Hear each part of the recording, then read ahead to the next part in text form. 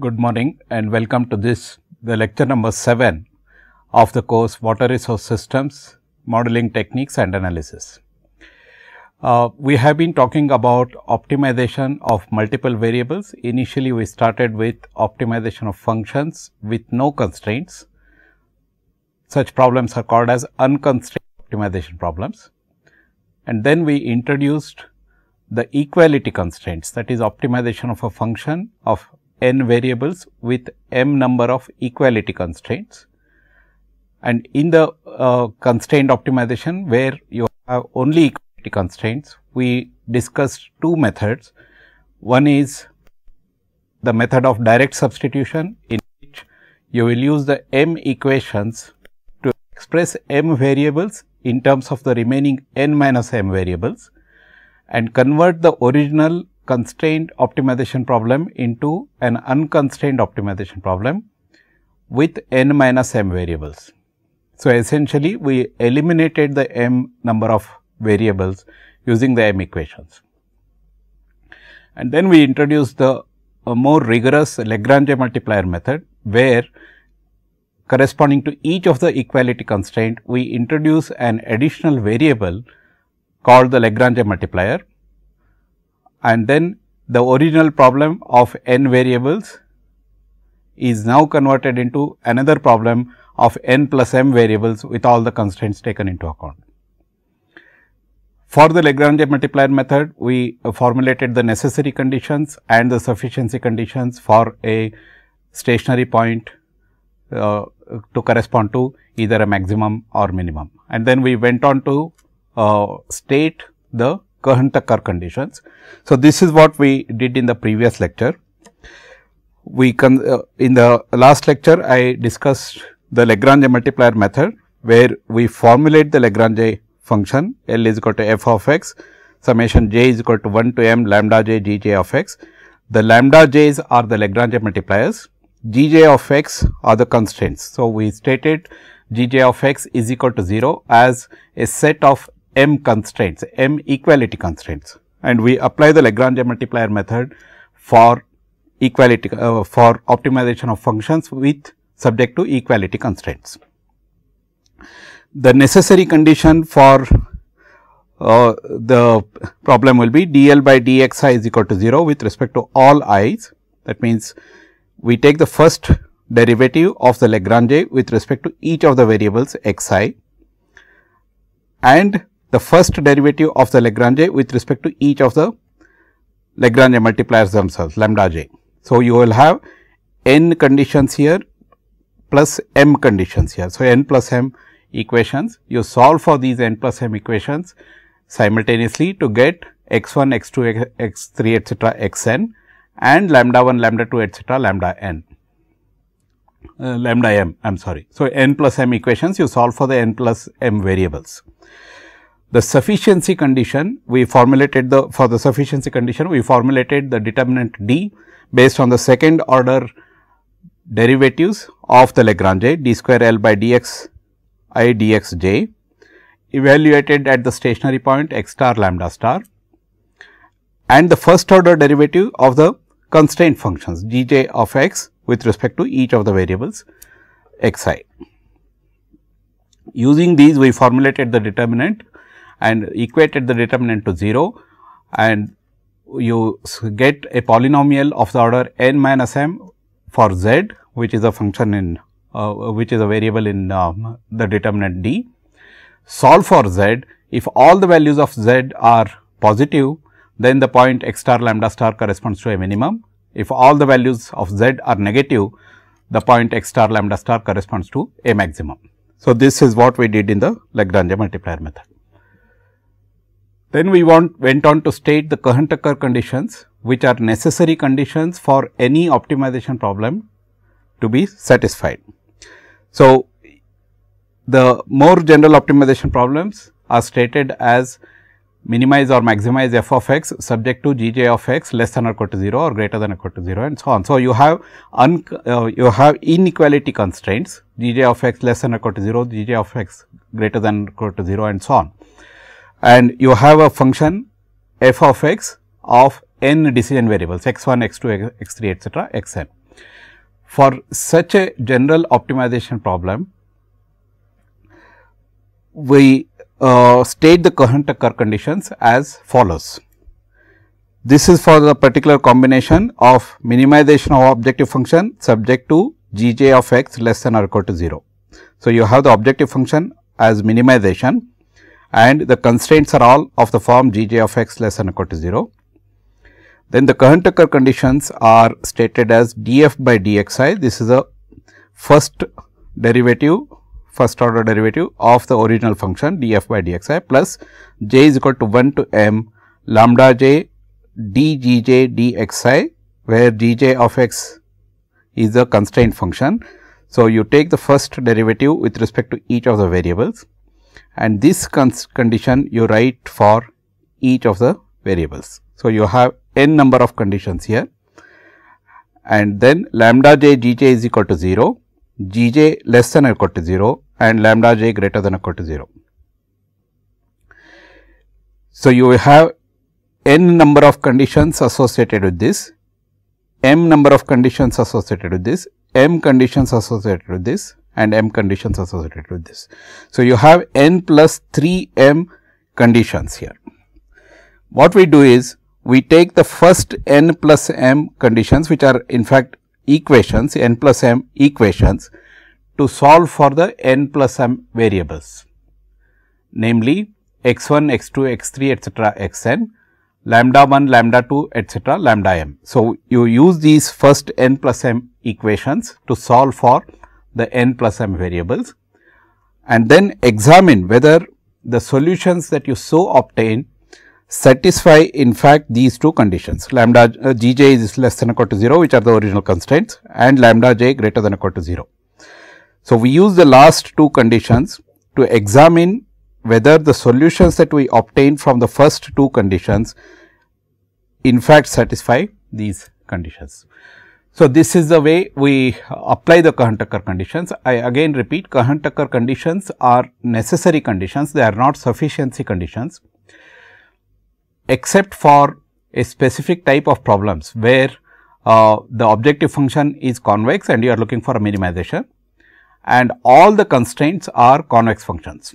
So, the objective function is a convex function of the variables and all the constraints are also convex functions of the variables. Such problems are called as convex programming problems. The Cohen-Tucker conditions that we just stated will also be sufficient conditions only in cases of convex programming problems. I also indicated the variants of the Cohen-Tucker conditions, where you may have maximization of f x subject to gj of x less than or equal to 0, in which case lambda j will be negative. You may have maximization of f x subject to gj of x greater than or equal to 0, in which case lambda j will still remain greater than or equal to 0. We may have minimization of f of x subject to gj of x greater than or equal to 0, in which case lambda j will be less than or equal to 0, which means in this general form that I have stated, you change one of the conditions, then the lambda j will be changing their sign. That is, instead of minimization, you have maximization, then lambda j will be less than or equal to 0 subject to gj of x less than or equal to 0 and so on. If you change both of them, the lambda j's will still retain the same sign as I have indicated here. The gj of x less than or equal to 0 will correspond to the original constraint. So, if you have gj of x greater than or equal to 0, then that particular constraint will come as a condition here, one of the conditions here. So, when we are applying the KT conditions, the Cohen-Tucker conditions for a optimization problem, we solve for the stationary point using the first n plus m equations and then examine whether the solutions that we obtain satisfy the other two conditions. You may have several solutions arising out of the first two conditions. We examine the satisfaction of these two conditions for each of these conditions, and then out of several solutions that you have obtained, maybe 1, 2 or some number of solutions satisfy all the conditions, and these correspond to the stationary points of the problem. Let us look at one simple example to drive home the point of use of Cohen-Tucker conditions. Let us look at maximization of a function f of x is equal to minus x1 square minus x2 square plus 4x1 plus 4x2 minus 8, subject to x1 plus 2x2 less than or equal to 4, 2x1 plus x2 less than or equal to 5. There are two constraints and two variables here. Because we are talking about maximization of the function subject to Gj of x less than or equal to 0, the Cohen-Tucker conditions we write as df by dxi plus j is equal to 1 to n lambda j gj dgj dxi, the partial derivative of the jth constraint with respect to the ith variable. This we write for I is equal to 1 comma 2. So, you get two equations corresponding to this, and then lambda j gj is equal to 0, we write it for j is equal to 1 to 2, gj less than or equal to 0, we write for j is equal to 1 to 2, and lambda j less than or equal to 0. Why less than or equal to 0 here? Because our objective function is maximization and the gj of x are all less than or equal to 0. So, that is why lambda j must be less than or equal to 0. So, we state the Cohen-Tucker conditions and then start applying the Cohen-Tucker conditions to examine the stationary points, to determine the stationary points for this optimization problem. So, f of x is given here, then g of x, as I mentioned in the last class, we expressed the constraints as g of x less than or equal to 0. So, you take express g1 of x as x1 plus 2 x2 minus 4 and g2 of x as 2 x1 plus x2 minus 5. Look at the first Cohen-Tucker condition. We write this for I is equal to 1. So, df by dx1 plus lambda 1 dg1 by dxi for I is equal to 1 plus lambda 2 dg2 by dxi is equal to 0. This we write for I is equal to 1 and I is equal to 2. So, you generate two equations corresponding to this. F of x is this. So, we will write that, and dg of dg1 by dx1 is 1 here. I am differentiating this with respect to x1. Similarly, dg1 by dx2 is the differential of the first constraint with respect to the second variable, and that comes to 2. Similarly, you take the second constraint, which is 2 x1 plus x2 minus 5, differential of the second constraint with respect to the first variable, second constraint with respect to the second variable. So, these are the values that you obtain. Now, we start applying the Cohen-Tucker conditions. So, the first condition with respect to I is equal to 1, df by dx1 plus lambda 1 dg1 by dx1 plus lambda 2 dg2 by dx2 is equal to 0. So, df by dx1, my f of x is here. Therefore, df by dx1 will be minus 2 x1 plus 4. I am differentiating with respect to x1. Then lambda 1 dg1 by dx1, dg1 by dx1 is the differential of the first constraint with respect to the variable x1, that is 1, and therefore, this will be lambda 1 plus this is 2. Therefore, this will be 2 lambda 2 equal to 0. This is the first condition. Similarly, with respect to the second variable, that is I is equal to 2 now, we will write, and that equation will be minus 2 x2 plus 4 plus 2 lambda 1 plus lambda 2 is equal to 0. So, you get equations 1 and 2 corresponding to the first set of conditions, namely this condition df by dxi plus lambda plus summation j is equal to 1 to 2 lambda j dgj dxi. This is written for I is equal to 1 to 2. So, you get two equations associated with the first set of conditions, and these are the two equations. Then you also look at the next set of conditions, namely lambda j gj is equal to 0 written for j is equal to 1 and 2. So, lambda 1 into g1, this is g1, g1 of x is x1 plus 2 x2 minus 4 is equal to 0. Similarly, lambda 2 into g2 is equal to 0. So, you have 4 equations now, 1, 2, 3 and 4. You have variables x1, x2, lambda 1 and lambda 2, So, you can solve all these 4 equations simultaneously to get x 1, x 2, lambda 1 and lambda 2. Let us say we use equations 1 and 2 now. These 2 equations we use and then express lambda 1 and lambda 2 in terms of x 1 and x 2.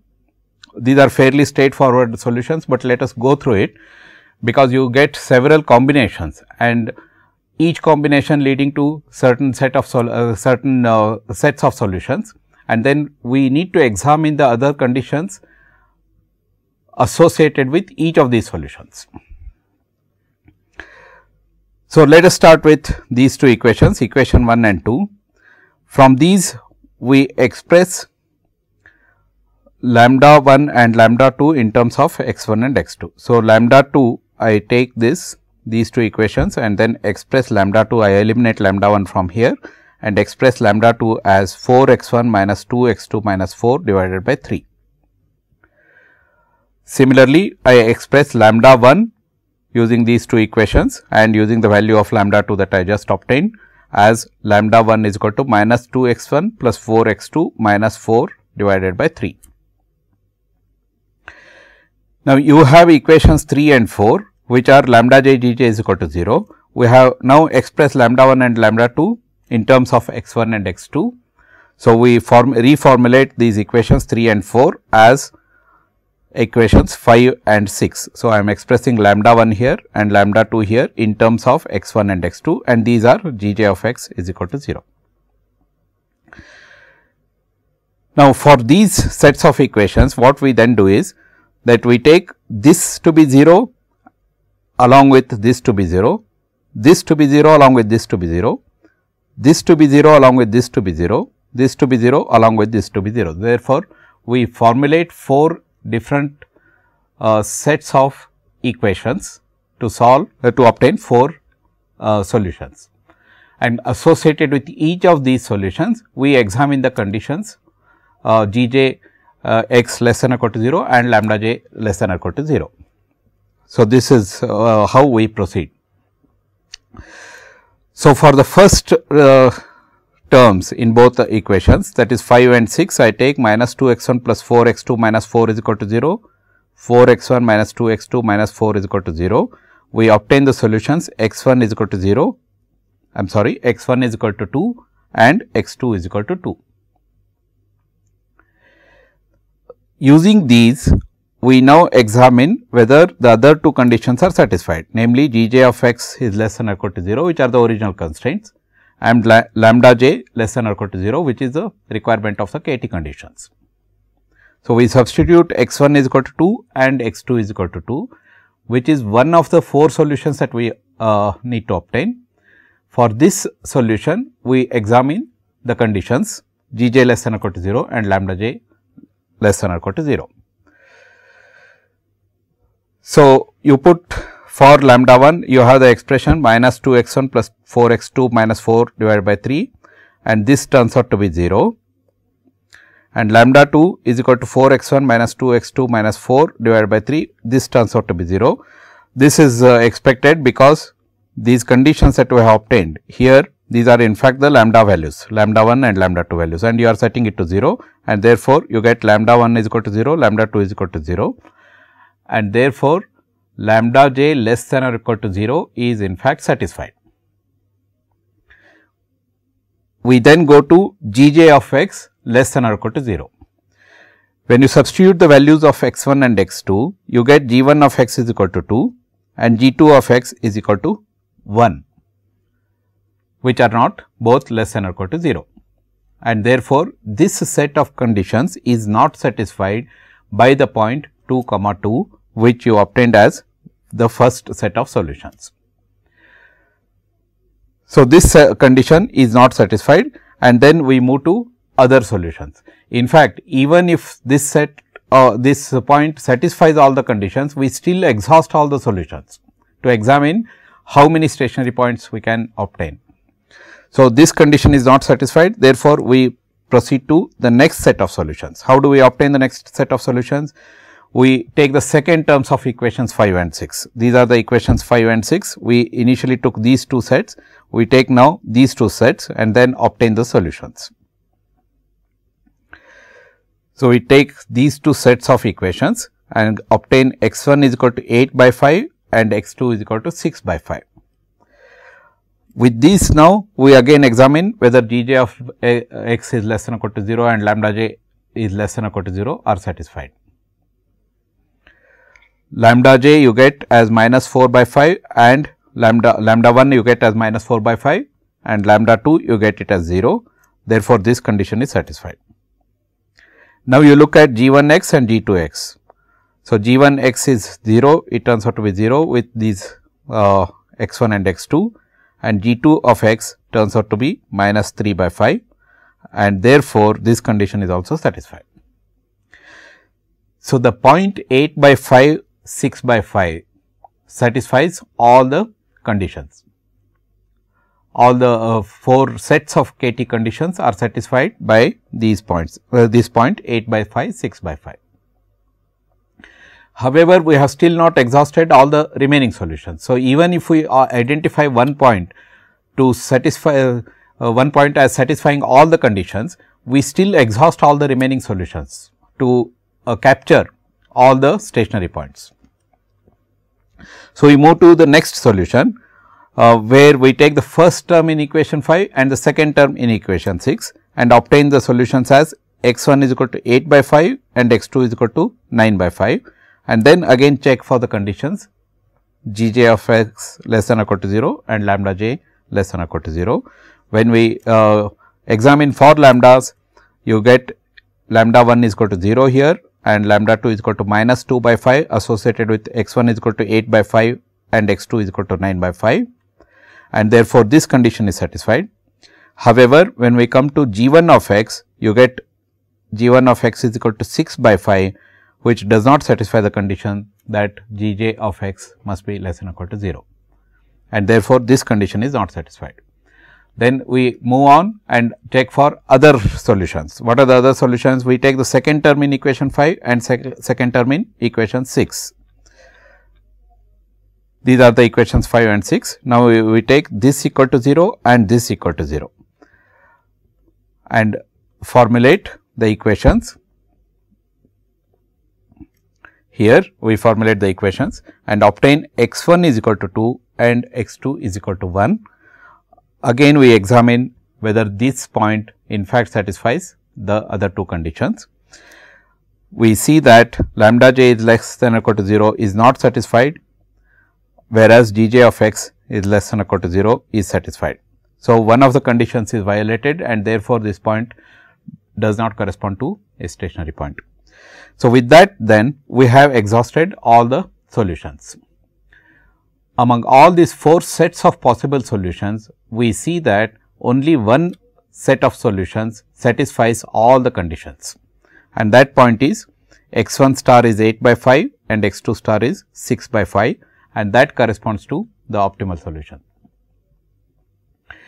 So, in general then, the Cohen-Tucker conditions we apply to a general problem of maximization or minimization of f of x subject to a set of inequality constraints. In fact, as I mentioned in the previous lecture, the Cohen-Tucker conditions are necessary conditions for any optimization problem. So, any optimization problem must satisfy the Cohen-Tucker conditions for the solution to be optimal, and Cohen-Tucker conditions are necessary conditions and are not in general sufficiency conditions. In water resources problems, however, we hardly ever come across such elegantly formulated optimization problems, where we can straight away apply the Cohen-Tucker conditions and obtain the stationary points and obtain the optimal points and so on. We however come across large number of large sized problems, where the number of variables is very large, typically of the order of thousands of variables, and the number of constraints that you obtain are also extremely large, because you imagine a large river basin in which you are looking at several alternatives of placement of reservoirs, the size of the reservoirs subject to the hydrological constraints and so on. So, typically you are looking at large number of variables and large number of constraints. and such simple applications of Kern-Tucker conditions on a classroom type of exercise will not be viable for large scale water resource systems problems. We use algorithmic ways of solutions for such conditions, such large scale water resource problems. And the most important optimization technique that we use in most commonly used optimization technique in water resource systems is the linear programming. So, starting with today's lecture and subsequent few lectures, I will focus on linear programming problems. Just a bit of history of linear programming. When we are dealing with large scale resource allocation problems, the linear programming is a very elegant and handy tool for optimization of such problems. In fact, the linear programming was conceived and formulated first in its general form by a US Army engineer named Danzig during the World War II. During the World War II, the problem of resource allocation was prominent, especially the military resources. They had to allocate to various places, and the problem of linear programming was formulated by a US Army engineer, Air Force engineer, I am sorry, named Danzig.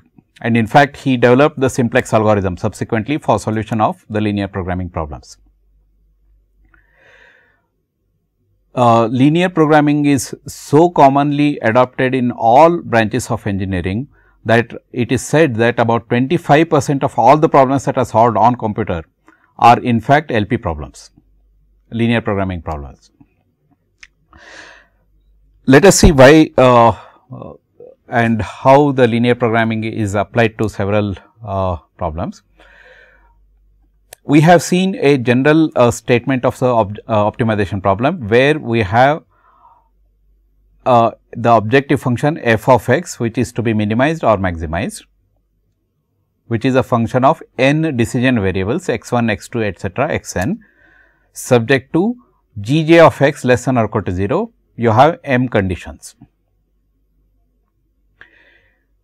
If the objective function f of x is a linear function of the decision variables, if all the constraints g j of x are also linear functions of the decision variables, then such a problem is called as a linear programming problem. In fact, in the general form of the linear programming problem, we also add the condition that all the decision variables x 1, x 2, etcetera, x n are all non-negative. That means, x I is greater than or equal to 0.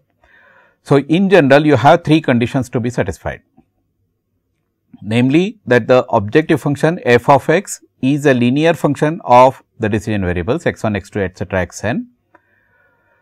All the constraints g j of x are all linear functions of the decision variables x 1, x 2, etcetera, x n. Additionally, all the decision variables are all non-negative, x j greater than or equal to 0 for all j. Now, these three conditions lead to the general form of linear programming problem. We will just see some of the features of the linear programming. As I just mentioned, it is a optimization method for solution of problems with objective function and constraints as linear functions of the decision variables. So, both the objective function as well as the set of constraints are all linear functions. Now, this was formulated by Danzig. As I said, he formulated the general LP problem during the World War II and also devised the simplex method of solution. In fact, in the field of operations research, optimization, etcetera, the linear programming is considered as a revolutionary development that permits us to make optimal decisions in complex situations.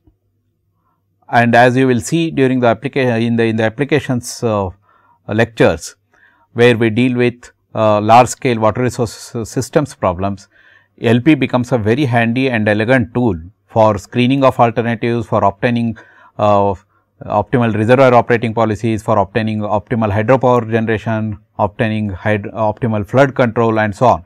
So, when we are dealing with large scale optimization problems, linear programming problem, mainly because of the simplex, revised simplex and the Karmarkar's algorithm becomes an extremely handy tool for systems analysis.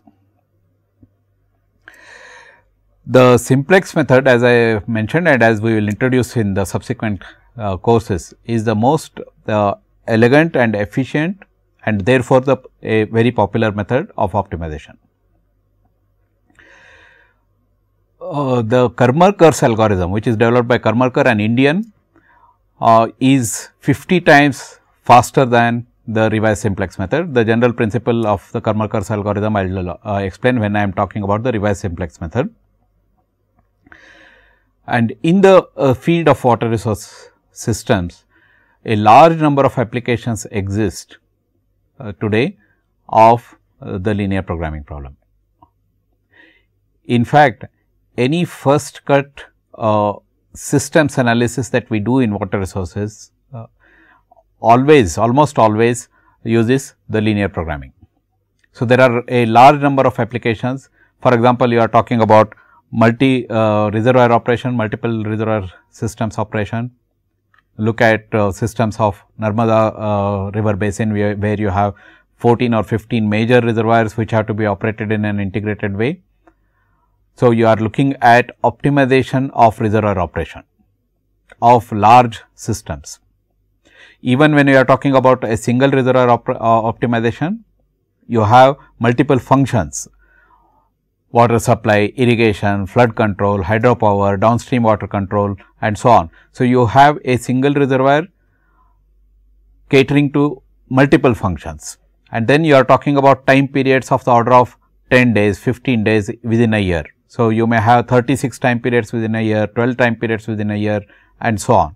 So, you have sequential optimizations, monthly decisions to be taken over 12 months of a year, and therefore, you may have associated with each set of constraints, you may have 12 number of constraints, and like this you may have several constraints corresponding to mass balance, corresponding to the constraints due to the physical features of the system and so on and so forth. So, you will have large number of constraints associated with even a single reservoir operation problem. So, the size of the problem will be quite large. Then you may talk about irrigation scheduling, where you are looking at allocation of a given amount of water among different time periods, among different crops and so on. So, the irrigation scheduling problem is how much amount of water to be applied during a given time period among several different competing crops. That is the irrigation scheduling problem. We apply linear programming for such problems. Then you may have the reservoir capacity determination. You would like to meet the demands from a river. There is a supply.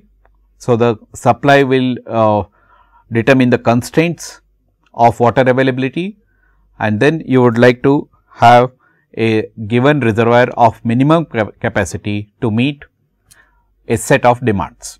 So, that is a reservoir capacity determination. I will talk about this problem specifically when we go to the applications.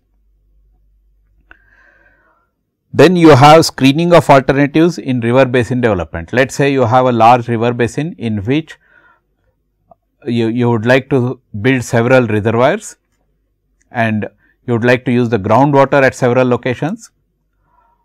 So, you are looking at where to build the reservoirs, how much capacity of the reservoirs to be built, how much of groundwater to be used in conjunction with the surface water and so on. So, there are virtually infinite number of alternatives that are possible. So, you would like to screen the alternatives. So, linear programming is a powerful technique as a screening technique. So, out of several such alternatives that are possible, all of which will meet the requirements, functional requirements, which among these large number of alternatives are best alternatives. So, these are called as the screening problems. So, for screening problems in water resources, we often use linear programming. Then we also talk about conjunctive use of surface and groundwater, how much of surface water to be used, how much of groundwater to be used, such that the system becomes sustainable over a period of time. Now, these will involve optimal decisions. Let us say 30% of the groundwater, 70% of the surface water during certain time periods. Then you start reducing the use of surface water and then start using the groundwater more, so that you are able to meet the conditions.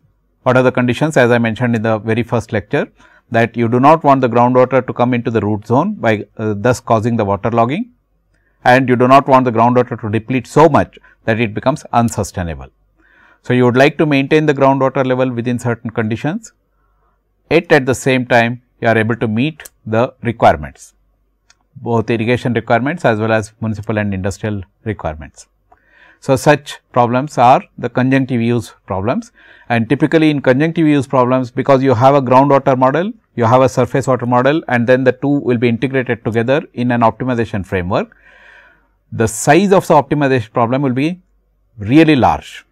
Even for very small catchments, small basins, etc., we deal with 30,000, 40,000 constraints, 30,000, 40,000 variables and so on.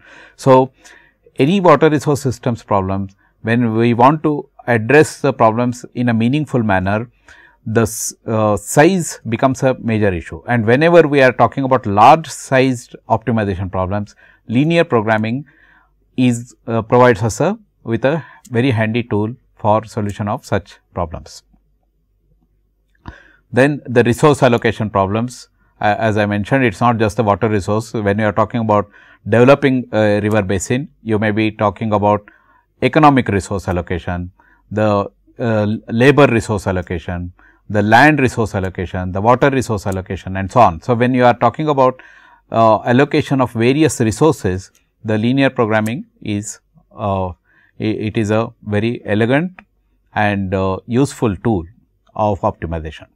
So, as I mentioned, not only in water resources engineering, in most of the engineering optimization problems, linear programming is by far the most widely applied optimization technique for the advantages that it has. However, the requirement that the objective function be linear, all the constraints be linear functions of the decision variables, and all the variables themselves be non-negative, often is not directly satisfied by most of the engineering problems, engineering optimization problems, in which case we adopt some linearization techniques both on the objective function as well as on the constraints to convert the nonlinear objective function and nonlinear constraints into linear objective function and linear constraints. We will look at these techniques of linearization subsequently. Okay, now, what we will do is, we will start with a very simple linear programming problem and look at how we solve the look at the basis for the solution of all the linear programming problems.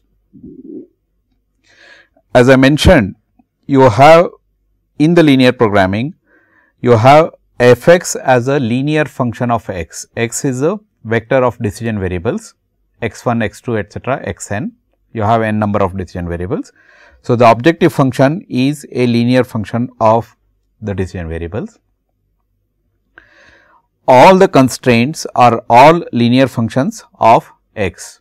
So, you may write, for example, 2 x 1 plus 3 x 2 less than or equal to 5, which is a function which is a linear function of the decision variables x 1 and x 2.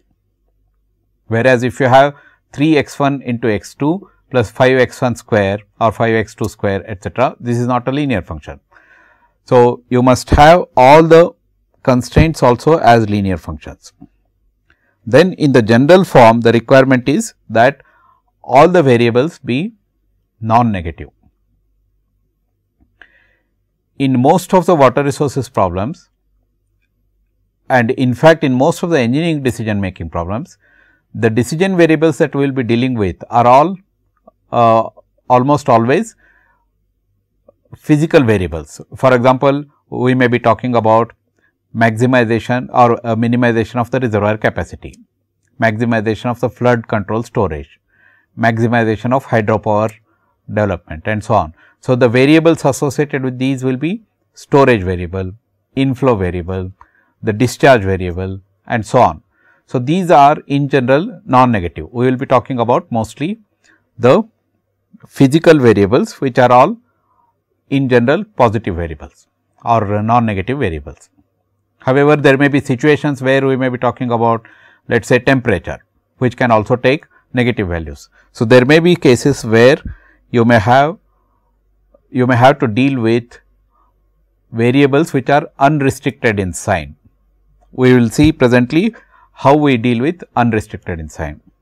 And also, as I mentioned, you may have certain situations where your equations are not linear functions, they may be non-linear functions of the decision variables, in which case we adopt what are called as piecewise linearization techniques or linearization techniques to convert the non-linear functions into linear functions for use in linear programming. Similarly, your objective function can be non-linear, we convert that into a linear function.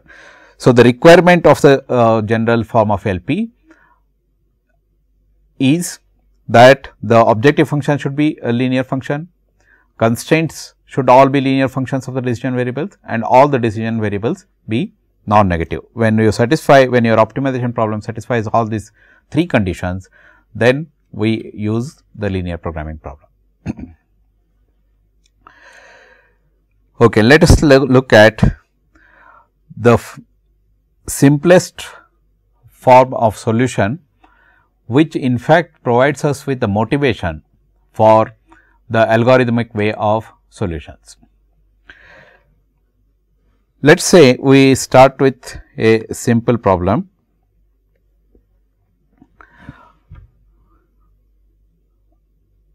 Let us say we are looking at a function of just two variables 3x1 plus 5x2 or some such. This is our objective function f of x, and we may be interested in maximizing this. So, we will write maximize f of x is equal to 3x1 plus 5x2. This is a linear function of x1 and x2. x1 and x2 are the decision variables. Then we may write a constraint subject to, let us say x1 is less than or equal to 4 and 2x2 is less than or equal to 12. Let us say we write only these two conditions. Just have a look at this function. We have positive coefficients here 3x1 and 5x2, and we are looking at maximization of this function. So, as I increase the value of x1, my function value increases. So, I would like to have as high a value for x1 as possible. Similarly, because of this positive sign here, as I increase the value of x2, this term increases and therefore, the function value increases. So, I would like to have in this problem as high a value of x2 as possible. To what extent I can increase the value of x1? That is governed by this constraint, x1 should be less than or equal to 4. Typically, this may be a resource allocation problem where my resources are limited and therefore, I cannot increase x1 beyond 4. So, I would like to increase x1 to the greatest extent possible, and therefore, I will make x1 is equal to 4 and therefore, this term becomes 3 into 12. Then 2x2 will be 12, which means x2 is less than or equal to 6. Therefore, I will increase x2 up to 6, so that I get the maximum value of f of x. This is the motivation. That means, we will look at what are the limits up to which we can increase the variables. Now, these are by far the simplest conditions that I put. Let us say that we put another condition that we may have 3x1 plus 6x2 may be less than or equal to I will put some 10 or some such thing. So, I may have another condition which is a function of x 1 and x 2. So, I am putting another condition here, which will we act along with the other two conditions and then decide on what are the optimal values of x 1 and x 2. I am still looking at the maximum values of x 1 and maximum values of 3 x 1 plus 5 x 2, and I keep on adding constraints like this. The problem becomes more and more complex. If I had only this condition, then x 2 would have been infinity. Then I add this condition, then x 1 will go to 4, x 2 will go to 6, and I obtain the optimal value. Then I add one more condition, then x 1 need not go to 4 or x 2 need not go to full 12, because it will be governed by this condition. Like this, as I keep on adding conditions, the values that the x 1 and x 2 can assume become more and more restrictive. So, these sets of conditions in fact will determine whether a given value of x 1 and x 2 is in fact feasible or not. What do I mean by that? Let us say I have a solution x 1 is equal to 5, that does not satisfy this condition, and therefore, x 1 is equal to 5 is not a feasible solution. So, we identify the particular region in terms of x 1 and x 2 in this particular case, in which all the conditions are satisfied, and that will determine what is called as a feasible solution or feasible range, feasible space. We will understand this better when we use only two variables and a set of constraints and use the graphical procedure to see what is happening. Let us look at such a simple problem now. So, I will now demonstrate the use of the graphical procedure for solution of linear programming problem, and because we are using graphical solution, I will use only two variables, so that the principle is understood correctly, and then we will lead this from the graphical solution, we will lead to more complex algorithmic approach, not more complex, more rigorous in fact, algorithmic approach of simplex method. Let us look at two variable problem with a set of constraints. So, in the graphical method, we are looking at a physical picture of the geometric characteristics of the LP problem, and this is best used only with two variables. In fact, in the classroom type of examples, we can use only with two variables. As the number of variables increases, the graphical picture becomes more and more complex, and therefore, it is unwieldy, it becomes unwieldy. But however, to understand the basis of the solutions for linear programming, we will use the graphical method. Let us look at a simple problem. We are looking at maximize z is equal to 3 x 1 plus 5 x 2. In fact, in LP problems, we use instead of f of x, we use z as the objective function, notation for objective function. So, you have such a simple function 3 x 1 plus 5 x 2 subject to x 1 is less than or equal to 4, 2 x 2 less than or equal to 12, 3 x 1 plus 2 x 2 less than or equal to 18, x 1 is greater than or equal to 0 and x 2 is greater than or equal to 0. Now, these are the non-negativity conditions.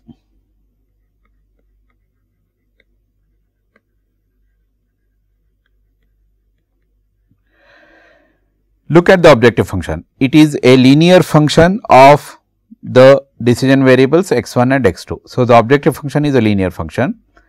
These are the sets of constraints.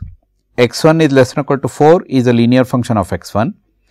2 x 2 is less than or equal to 12 is a linear function of x 2. 3 x 1 plus 2 x 2 less than or equal to 18 is a linear function of x 1 and x 2. So, all the constraints are linear functions of the decision variables x 1 and x 2.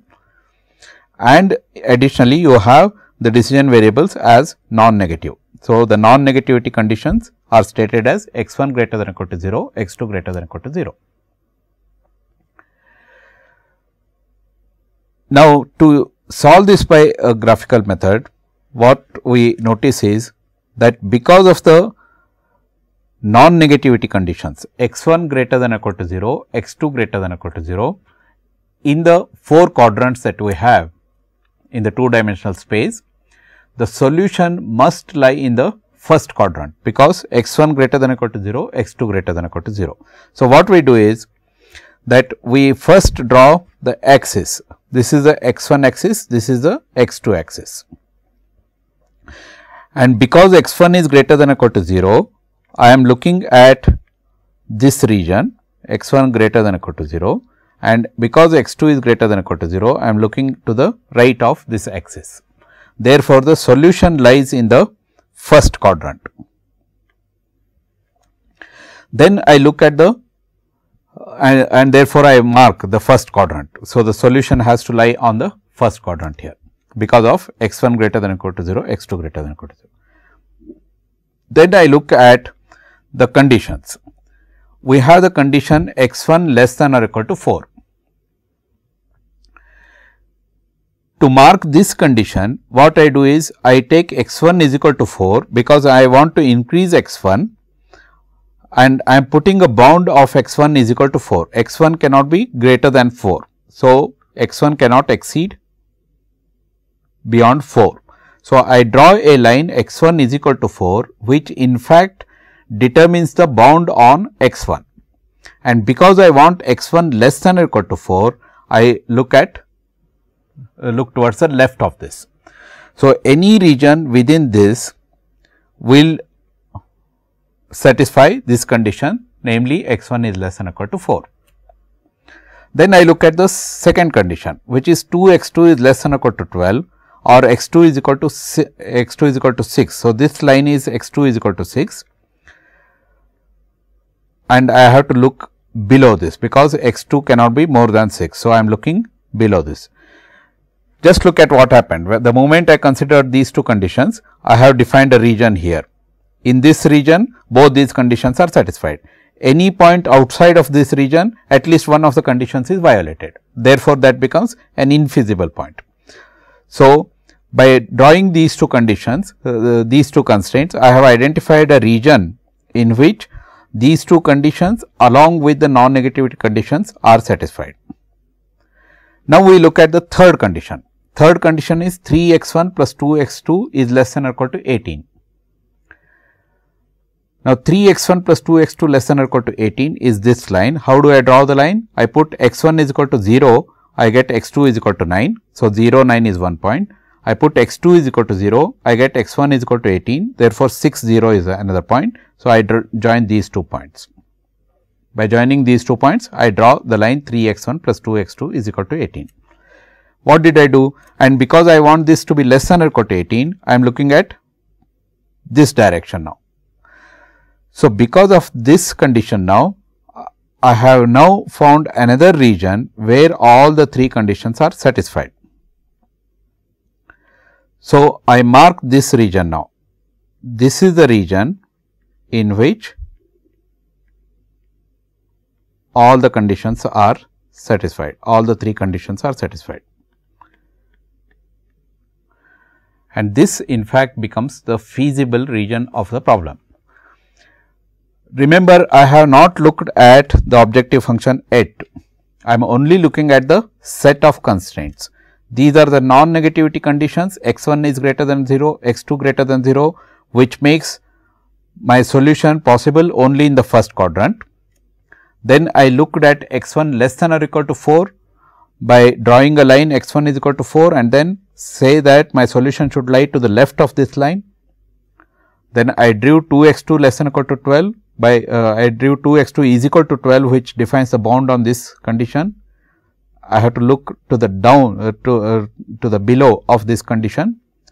Then I draw the line 3x1 plus 2x2 less than or equal to 18, and then form this constraint. The intersecting region of all these constraints along with the non conditions is this region. This region is called as the feasible region. in this feasible region, you take any point within the feasible region, it satisfies all the conditions, and that is why it is called as a feasible region. So, any point lying within or on the border of this region satisfies all the conditions. How many such points are there? There are infinitely many points, infinite number of points which will satisfy all these conditions. Among these infinite number of points, we want that particular point which maximizes this condition. So, we have still not looked at the objective function, we have simply identified the feasible region. The feasible region consists of infinitely many points, and among these infinitely many points, we want to choose or we want to identify, determine that particular point which maximizes the objective function 3x1 plus 5x2. How we do this? We will continue in the next lecture. So, in today's lecture, essentially we started with an example of use of the Cohen-Tucker conditions, and Cohen-Tucker conditions are the necessary conditions that any optimization problem has to satisfy. So, essentially what we do is we use the first two sets of conditions to determine the n plus m variables, which in fact determine the stationary point, and then we examine corresponding to these stationary points, we examine whether the other two conditions are satisfied. In the example problem, we examined whether g j of x less than or equal to 0 and lambda j less than or equal to 0 are satisfied. We do this for all possible solutions that we obtain by solving the first two sets of conditions. So, in the example, we had 4 sets of solutions. We do the examination for all the 4 sets of solutions, and out of the 4 sets in the example problem, we saw that only one of them satisfies all the conditions. In different types of problems, you may have more number of solutions satisfying all the conditions. All of these will form the stationary points. Cohen-Tucker conditions are not sufficiency conditions in general, except for the problems of except for the problems that are known as convex programming problems, in which the objective function as well as the constraints, all of which are convex functions of the decision variables x1, x2, etc., xn. Then we went on to introduce the linear programming problem. In the linear programming problem, the objective function has to be a linear function of the decision variables. All the constraints are all linear functions of the decision variables, and additionally in the general form of the linear programming that we will be using, the decision variables are all non-negative. So, we typically write x j is greater than or equal to 0. So, when we satisfy, when an optimization problem satisfies all these 3 conditions, then we say it is a linear programming problem. Then we have just introduced the graphical method of solution, where we first draw the constraints, the bounds determined by the constraints, and identify the feasible region. So, the feasible region is that region in the solution space where any point within the region or on the boundary of the region satisfies all the constraints. So, the first step in the linear programming solution by graphical method is to identify the feasible region. So, there are infinitely many such points which satisfy, all of which satisfy the constraint, set of constraints.